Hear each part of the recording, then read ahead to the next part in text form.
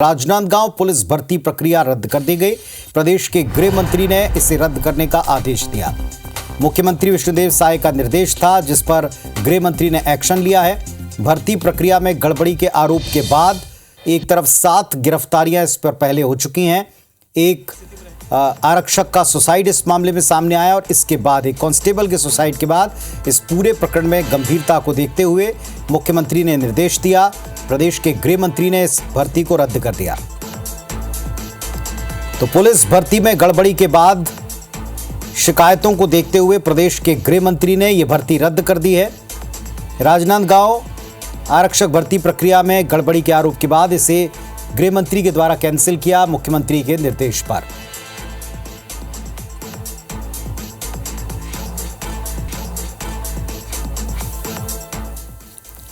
और इस वक्त हमारे साथ में 2 पक्षों के मेहमान जुड़े हुए, रूपेश जी जुड़े हुए हैं और राजीव जी जुड़े हुए हैं। आप दोनों को नमस्कार हम करते हैं, स्वागत करते हैं आपका IBS 24 पर।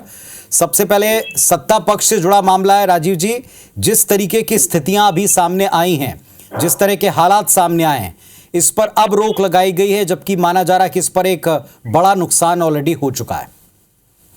हाँ देखिए, लेकिन हमारी सरकार है जो हम चुनावों के पहले हमने घोषणा पत्र में किया कि जो भी भर्ती होगी वो पारदर्शिता पूर्ण होगी और उसमें कोई गड़बड़ी नहीं होगी।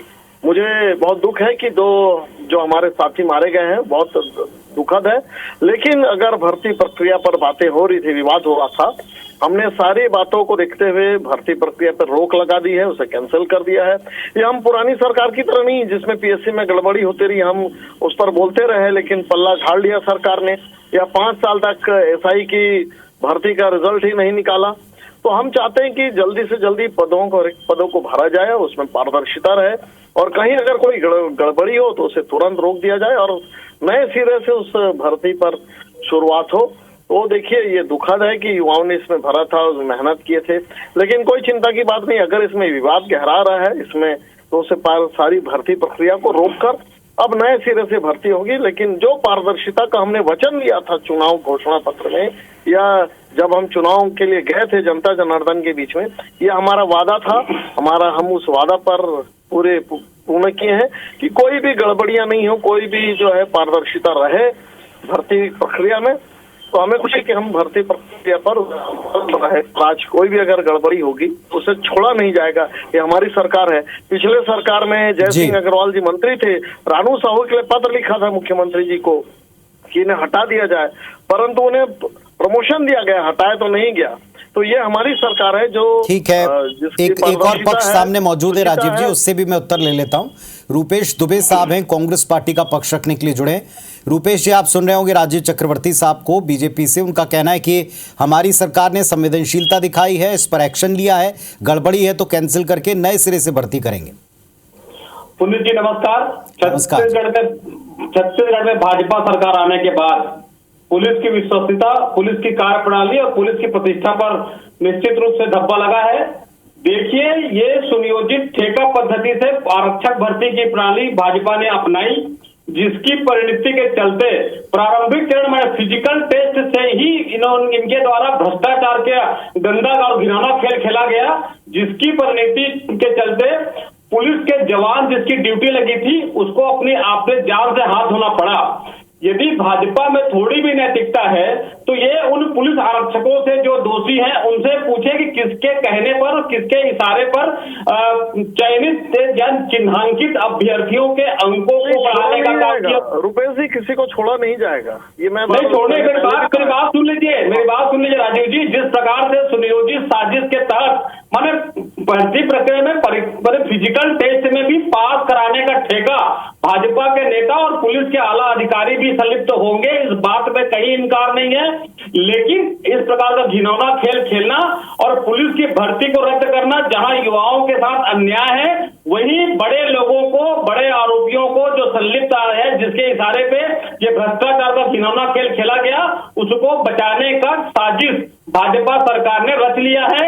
लेकिन यदि साजिश थी तो दूध का दूध, पानी का पानी। जिस प्रकार से यदि भाजपा रूपेश जी, कोई भी उसको छोड़ा रूपेश जी नहीं एक बात का जाएगा। जवाब दीजिए। आप जो राजीव जी कह रहे हैं, मैं उस पर एक सीधा एक छोटा सा सवाल पूछता हूं। उनका कहना है गड़बड़ी सामने आई, जवान की आत्महत्या का प्रकरण सामने आया, उसके सुसाइड नोट को संज्ञान में लिया, मुख्यमंत्री ने कहा, निर्देश दिया और इस पर गृह मंत्री ने फौरन एक्शन लिया।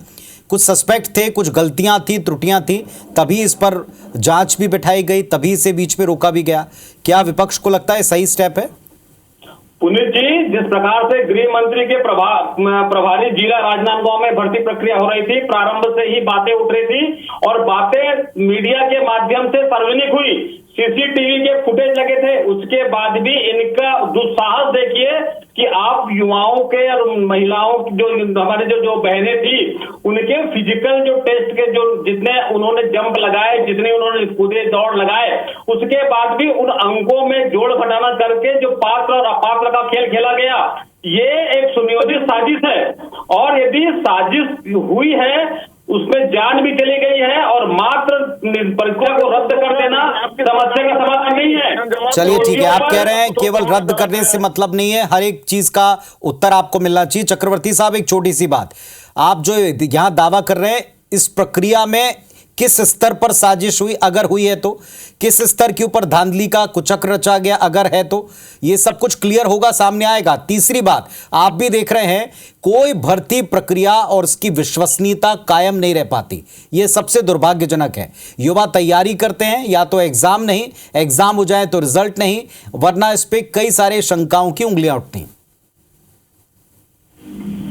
राजीव जी, हमने जो ऑटोमेटिक, राजीव जी आप सुन पा रहे हैं मुझे? तो बिल्कुल सुन पा रहा हूँ और आपकी आवाज को सुन पा रहा हूँ जी जी। और अगर कोई जिसमें दोषी पाया जाएगा उसे छोड़ा नहीं जाएगा। हमारी सरकार है, हम उस तरह की नहीं किया। अगर सौम्या चौरसिया जी पर आरोप लगाया तो कह दिए कि ये तो राजनीतिक साजिश है। हमने एक जो रानू सावंत के ऊपर आरोप लग रहे थे, हमने उनको दोबारा प्रमोशन दे दिया। हमारी सरकार है, अगर इसमें संलिप्तता पाई जाएगी बड़े अधिकारियों को उन्हें छोड़ा नहीं जाएगा। और जो पारदर्शिता की बात है, बिल्कुल हम उस पारदर्शिता को, उस शुचिता को और जो कोड ऑफ कंडक्ट हो उसको पूरा मेंटेन करेंगे। किसी के साथ अन्याय नहीं होगा, जो सही परीक्षार्थी है उन्हीं का ही चयन होगा। चलिए, आप भी इस मंच पर आते रहेंगे, रूपेश जी भी रहेंगे, विपक्ष भी है और सत्ता पक्ष भी है। कार्रवाई कहां तक जाती है, जांच का दायरा कहां तक फैलता है, कौन कौन इसमें दोषी है, कब तक वो पकड़ में आता है, इस पर नजर बनी रहेगी। फिलहाल युवाओं के लिए कठिनाई तब भी थी, अब भी है। अगर पारदर्शिता नहीं है तब भी दिक्कत है, और अगर अब बीच में भर्ती रोककर दोबारा शुरू हुई है तो वापस से जवानों को उतनी मेहनत करनी पड़ेगी। शुक्रिया आप दोनों का अपनी राय रखने के लिए।